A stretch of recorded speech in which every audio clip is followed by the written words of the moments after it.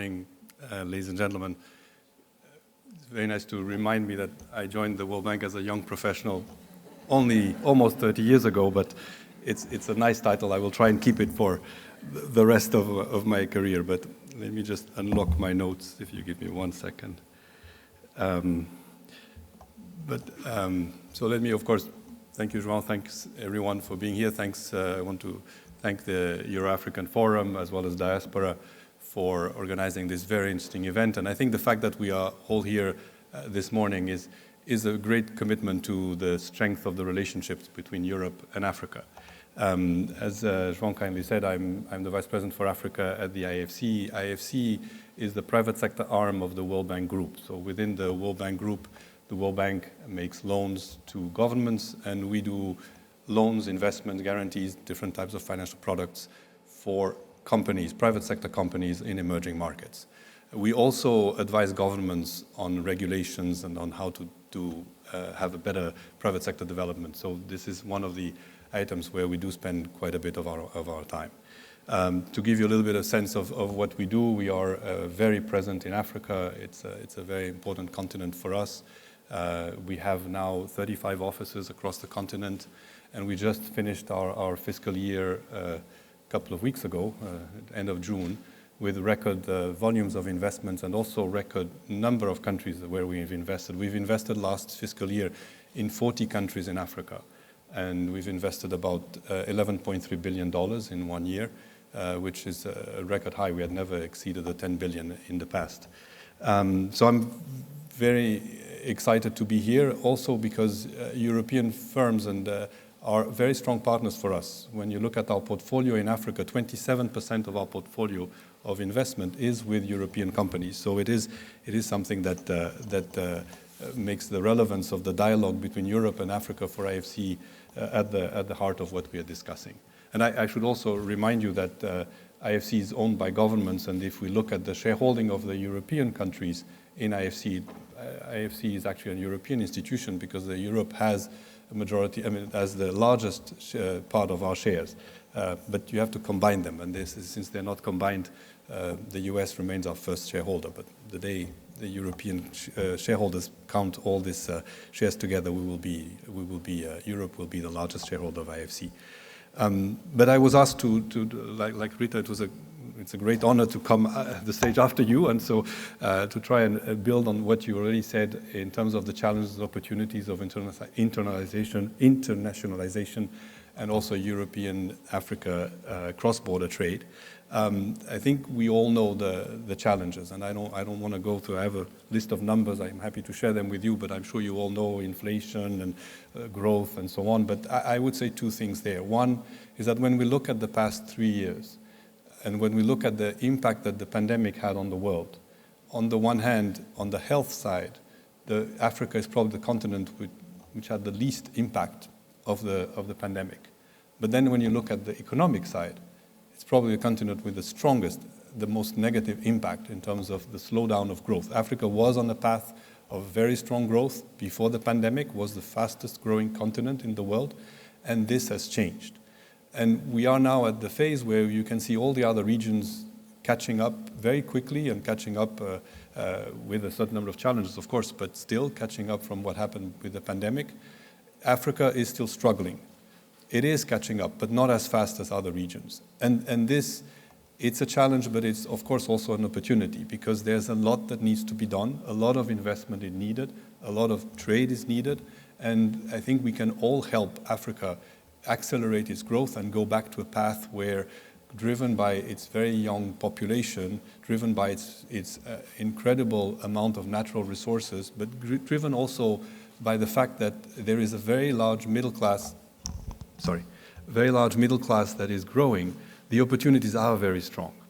One other aspect that I would mention when we look at these opportunities and challenges is all the agenda of climate. And again, Africa, which is the continent that contributes the least to climate change, is the country, when you look at the list of countries that are the highest impacted, the largest number of countries are in Africa. So the need to invest, and in particular in adaptation, is a challenge, but it's also an opportunity. And you can see a lot of companies in Africa starting and launching a number of projects that are actually very advanced in terms of using new technologies, using new ideas to combat climate change. So this is, for me, one of the important areas where we should all focus and we should be supporting. The other sort of challenge and opportunity that I would mention is when we look at business environment. And this is why I was mentioning that on the IFC side, we do quite a lot of work with governments, advising them on how to improve climate and the business climate for entrepreneurs. Africa remains the country where doing business remains the most difficult, but you have to look at, when we were publishing our Doing Business report, that over the last decade, Africa has been the fastest reforming continent, the one that has the fastest put in place a number of reforms to simplify business environment. And I mean, we invest, IFC invests in 40 countries in Africa, I don't say every day, but every year we do invest in those countries. And we know how the challenges are. And I can tell you, I've been in my position for 6 years now, I see the difference. I see that things are improving. Not everywhere, not every country is the same. But there's a large number of countries in Africa that are taking this business environment as a core of their mission or their vision for the future, and you see a lot of improvement happening. Let me now talk a little bit about the importance of investment and trade, and give you a few examples of where I think things that can be done. Trade we always say trade is the blood of the economy, right? Is really the core. If you can't trade, you can't develop your economy. And we've done a study with the WTO last year, where we looked at 8 ECOWAS countries, and we looked at the impact that simplification of trade rules could have in the economy. And the results were very interesting. We realized that with some relatively simple measures of simplification of access to trade, and access to trade finance and simplifying processes for trade, you could grow trade by almost 10%, by 8%, by $13 billion a year. So there's a lot that can be done to help develop trade, and in particular access to finance, because a lot of international banks have pulled out from international trade, particularly in Africa. There's issues with corresponding banks, and so Africa is suffering from that. I mean, we launched last year an initiative called ATRI, we love acronyms, which is the African Trade Recovery Initiative, to help Africa recover from COVID, where we saw the volumes of trade reducing because there was no access to trade finance. This was a $1 billion initiative. It's been launched particularly in the more difficult countries and focusing on trade within Africa and between Africa and its partners, particularly European partners. And this is the type of things we can do to really help develop trade. But going beyond trade, I think it's important to think about investment, because Africa's traditional development model in the past has been about using its natural resources, exporting them, trading them. But we see that more and more Africa is shifting, and it's part of you're mentioning the African Union, it's part of the agenda of the African Union, moving the continent to a more industrialized base, to have more activities in the continent, more added value. And this is one of the areas where, on the IFC side, we've been very active to try and support. I'll give you an example in a company that we supported in Senegal, that actually was trading onions with a company in Europe. So they were collecting onions from farmers in Senegal. Senegal has actually excellent conditions to develop onions. But all the onions were then exported like this to Europe, and they were then transformed into dried onion in Europe. And then the plant in Europe actually wasn't very cost effective, so they had to close in 2014. So you had an idle plant here in Europe, and you had a capacity of production in Senegal that wasn't really being leveraged. So we financed an operation where this company bought this plant in Europe, shipped it to Senegal, and started production now. And they will be producing at full capacity about 5,000 tons of onions. It doesn't seem, I know 5,000 tons of onions, I don't know what number, but it's about 2% of the world onion consumption. So it's not small, it's dry onion, so you have added value. And this is the type of operations where instead of just doing trade, you can do investments and you can develop projects. And this is what we really want to support. We've done also an operation with a Portuguese bank, with Millennium BCP, in Angola, where we help them support small and medium companies.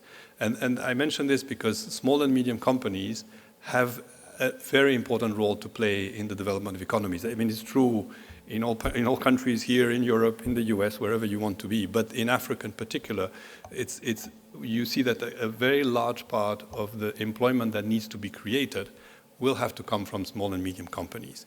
And small companies struggle to have access to finance. I mean, we have a bunch of data that has been collected on that. So we're trying to do this type of risk-sharing facilities where we encourage banks like Millennium and other banks to lend more to small and medium-sized companies. And we also help them understand better the markets, because banks can be interested in doing it, but sometimes they don't have the capacity locally to identify what type of SMEs should they be financing, what type of risks are they doing. So we do all the work of analysis in terms of helping them identify the different types of risks that the banks have.